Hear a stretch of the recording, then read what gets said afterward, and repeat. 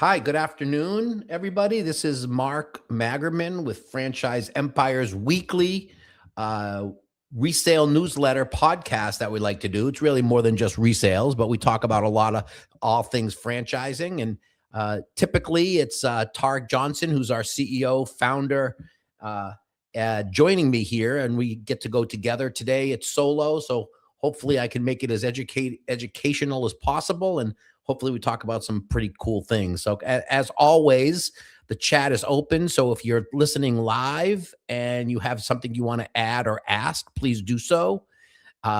If not, keep in mind this is easy to sign up for, so you can get part of this weekly podcast that we do. So you can become. There's a link below that will be showing on the screen that you can access to become members. These will be dropped in your email boxes on Sunday morning, so you don't actually have to wait for the live recording. So before we get started, I have my brother in arms, Rahman, behind the scenes helping. Rahman, we usually show the quick little disclosure statement up on the screen. Do you mind throwing that up there for us?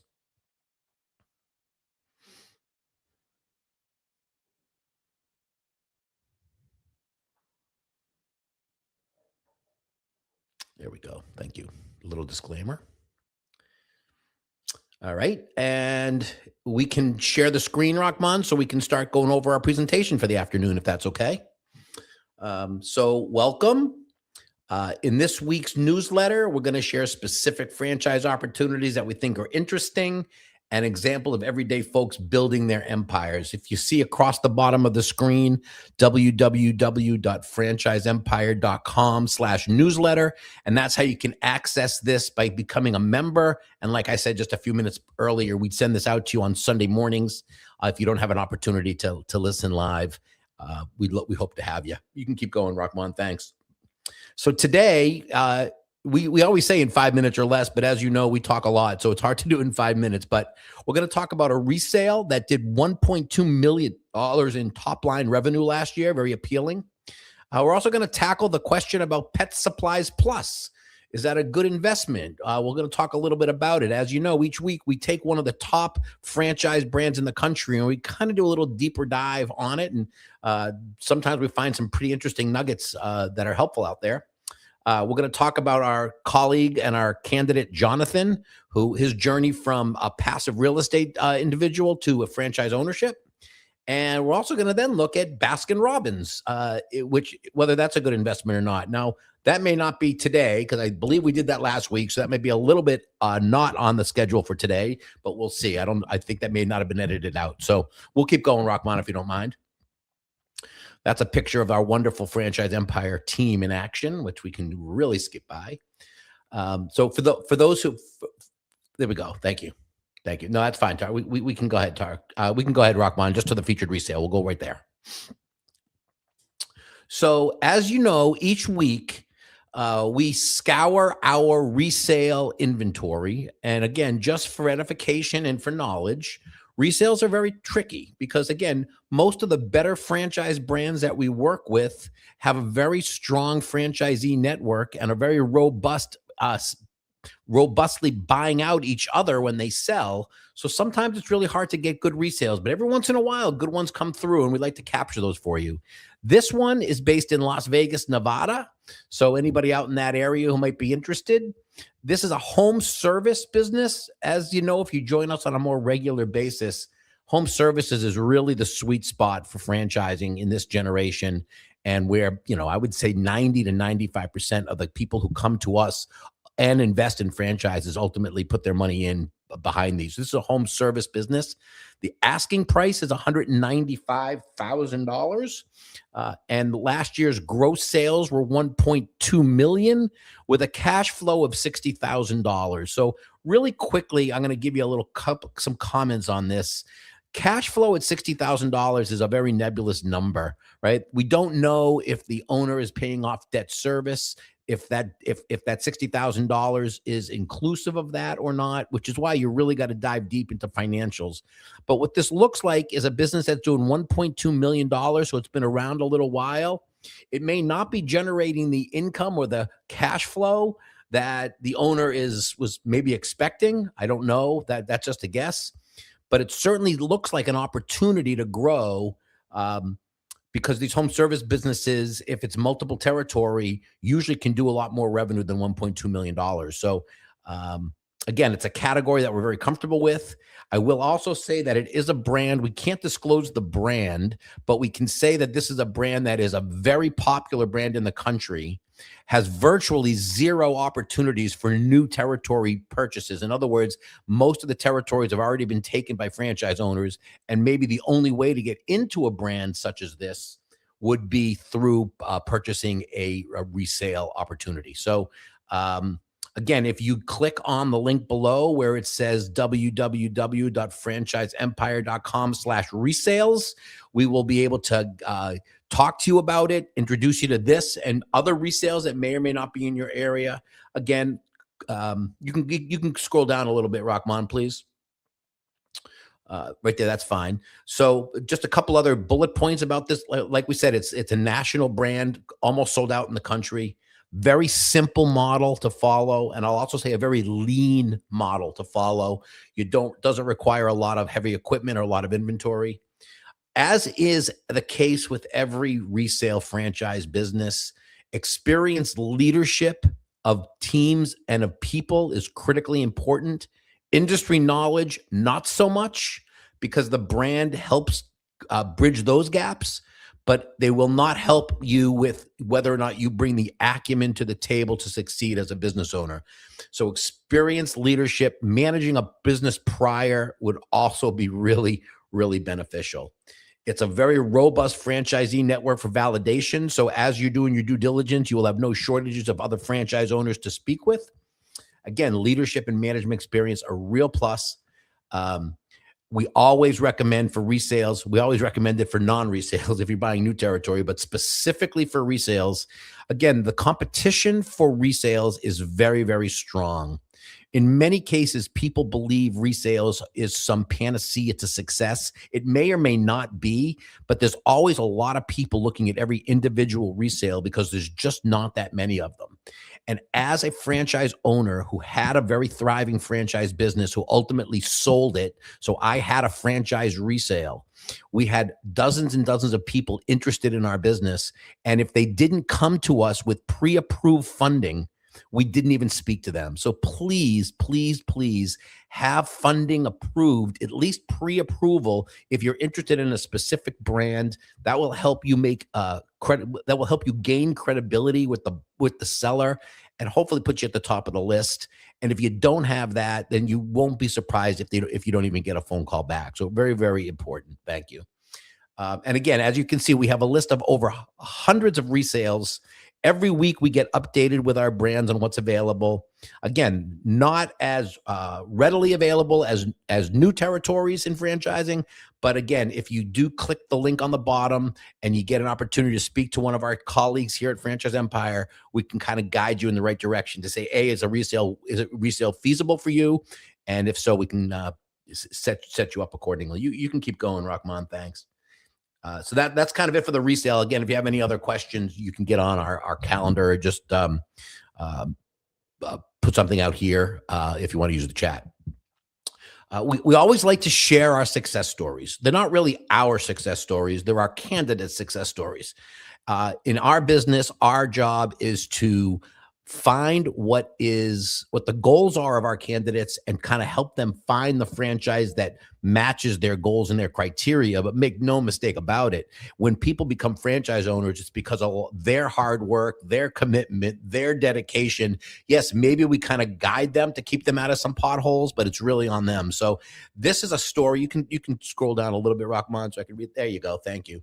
So one of our candidates, I believe this was our broker Laura Pfeiffer's candidate. Lucky guy to get to work with Laura. But Jonathan had built a very successful career as a real estate broker and investor over the last 15 years, capitalizing on the ups and downs of the market.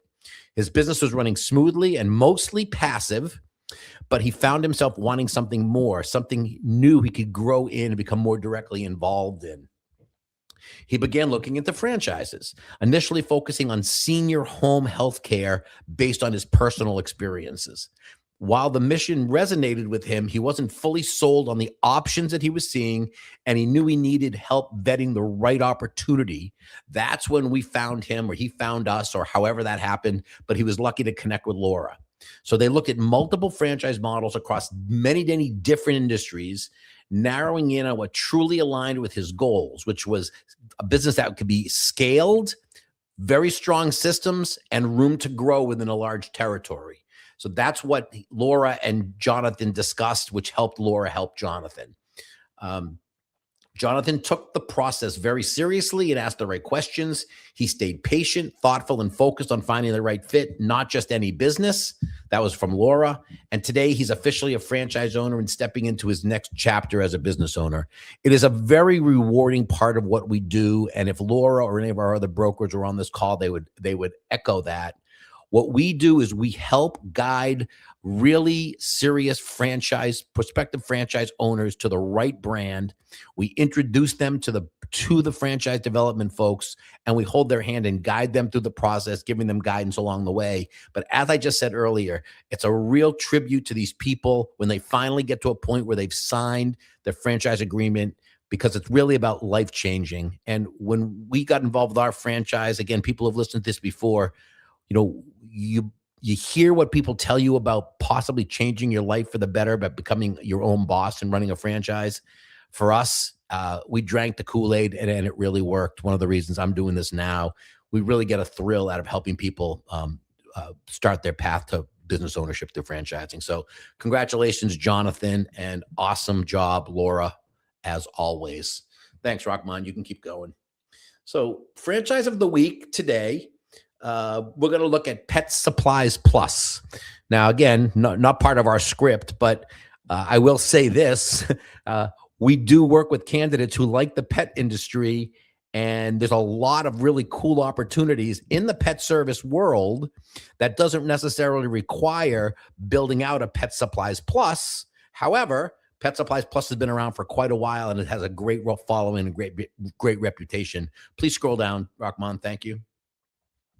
Little bit about the story of Pet Supplies Plus. And again, usually when we share these, I learn something new each time, and hopefully it'll be something for you guys that you haven't heard before.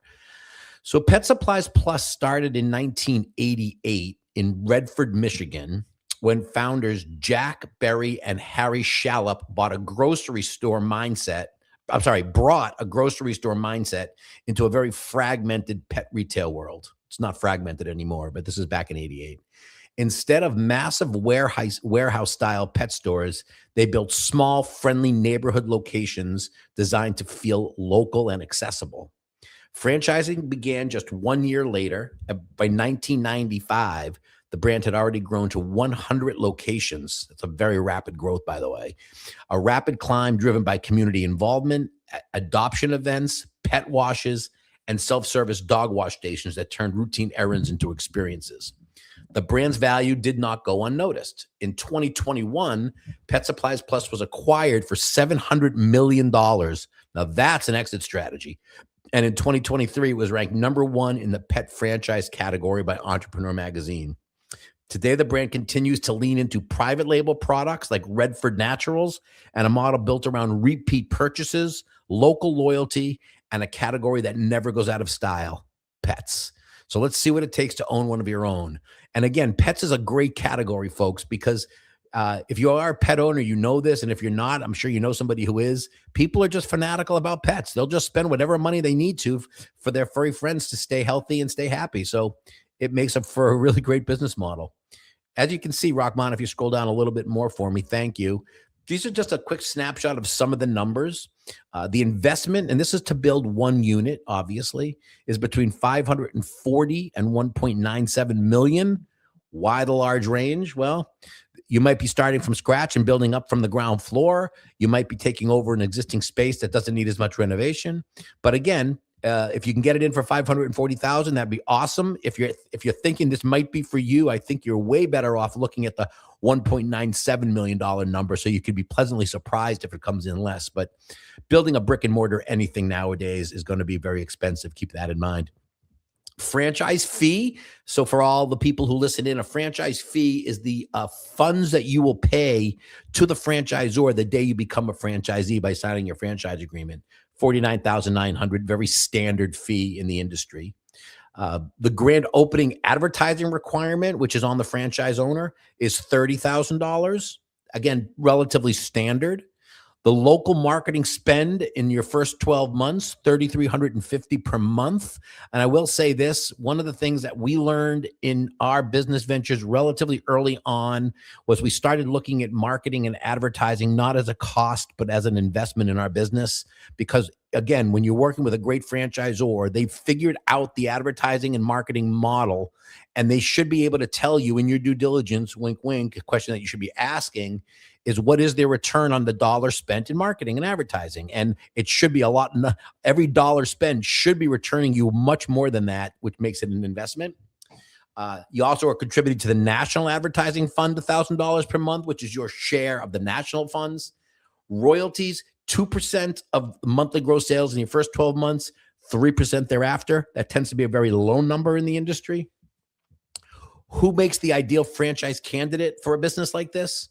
Obviously, retail-minded operators, comfortable managing inventory-heavy businesses with very thinner margin and than service, with thinner margins than service concepts. Again, yes, retail businesses like this do come with a lower margin. You've got expenses there and costs there that you don't have in a non-brick and mortar concept. A community-focused owner enjoys local engagement through events, partnerships, and neighborhood branding. Critically important. Otherwise, you're just relying on people to come in. You're not helping push that marketing and that local awareness. A long-term builder, somebody that understands that performance improves meaningfully over time, not overnight. This is a long-haul play. And again, hands-on or a strong manager leader. Large format stores require disciplined staffing, training, and operational oversight. Hence, when we talked about resales, bringing experience to the table in terms of running a business or managing people, critically important with a franchise like this, because that's really where the franchise owner is going to be spending most of their time. Okay, Rockman, you can scroll here a little. I'm not going to dive deeply into these numbers. I'll just kind of share some of this. This is taken right out of the FDD, by the way, folks. Again, a reminder, that means franchise disclosure document, which is produced annually by these franchisors and governed by the Franchise Trade Commission. Again, as an overview, the FDD has 23 items. Item number 19 is where franchisors disclose their franchisees' financials performances. This is taken out of that document, and this is for all sales franchisees who are operating in 2024. So again, as you can see, for they've divided it here by how long they've been in business. So 1 year, 2 years, 3, 4 plus, and then the average at the end. So 37 stores had been opened for only 1 year, and you can see what their average annual gross sales was at $1.693 million. After 2 years, that grows on average to 2.08 and continues to grow every year, as you see, up to past almost 2.9 million, rounded up to a $3 million store. So again, the track record is there. The average across all stores, 2.66 million. So that's a healthy number. Going back now several years, they'll have FDDs and they'll have information going back as you do your due diligence. But again, I like to point out things like labor expense and labor percentages. Those are percentages that are coming off the top for you folks. So again, keep in mind that for these brick and mortar businesses, very heavy labor model. You spend a lot of time hiring, firing, training, developing, and growing your team. And it is a very costly end of your business. In this case, 14.4% total. But as you see in the first year, those numbers are higher and they go down as you start growing your sales. Because again, as a percentage, the higher your sales, the lower that percentage will be. You know what? I think we can scroll down past this, Rahman. I think it gives you a good idea of it. But let's stop just for the benefits of the franchisee. You know, why would you get involved in one of these? I will also tell you that getting new Territories for national brands that have been around a long time are very, very difficult. So if you're interested in this category, then this may be an opportunity to buy out somebody who might be looking to sell their business. There might be a resale opportunity. But some of the reasons why these types of businesses thrive, it's a resilient category. You wouldn't think it's so, but if you own a pet, you got to take care of the pet so it remains consistent even during economic downturns. Strong sales to investment profile. The system-wide averages approach the 2-to-1 retail benchmark over time. Remember, we looked at about 1.5 up to $1.56 million maybe to build it, with almost $3 million in average sales. So it looks like a decent return, although it's going to take you a while to get there. Built-in repeat demand, food, supplies, consumables, and other services brings people back more than once, obviously. And again, a local brand with a national scale, neighborhood positioning backed by a system with over 700 locations. Again, this is sort of a model in which franchise owners who are looking to get into something like this are not looking to buy one. This is usually a multi-unit play in which you can ultimately take costs and spread them out over multiple stores. Can you get by with owning one? I'm sure you could. There probably aren't too many people in the system that are one-unit owners. So again, see if this is available in your territory, or just check on availability in general. The link to get in touch with us here at Franchise Empire is www.franchiseempire.com/check territory. That will give you access to our information, and we'd love to get you on our calendar so we could actually walk you through the steps required to become a franchise owner all by yourself. So that's a little bit about Pet Supply Plus. And I think last week we talked about Baskin-Robbins. So just in conclusion, I'll say this. This is a really cool podcast that we talked about last week to determine whether Baskin-Robbins is a good investment in 2026. It's obviously one of the most recognizable franchise brands in the world, but how much does it actually cost to open one? Do the numbers make sense for owners today? In this video, this is our founder, Tarek, breaks down the Baskin-Robbins franchise startup costs, royalty, marketing fees, and real franchisee sales data so you can see how this brand performs, walk you through average unit volumes, top to bottom, soup to nuts. If you want to give a listen, each week we talk about these. It's very full of information, and again, hopefully it resonates enough with some of you folks that you want to click the link below and come with meet with us, and we can kind of walk you through your own personal success story through franchising. That's pretty much what we have for this week. So again, if you have questions and you want to put them on the chat, please do. If not, and you're listening to this later, please give us some feedback. We'd love to answer your question or talk to you a little further. And we will be back next week. Hopefully Tarek's back, and we can, it's probably a little bit more exciting for you guys listening to not have to listen to my drone voice the whole time when we get to go back and forth with Tarek. But Rahman, thanks for helping out today. Everybody who listens, thanks for giving us some time to talk about franchise opportunities. And again, if you're interested in how we can help you, you can either subscribe to this newsletter or click the link below, and we will put all our systems in play to guide you guys correctly. We're very lucky that you listened, and have the great rest of your week. Thanks very much. Bye.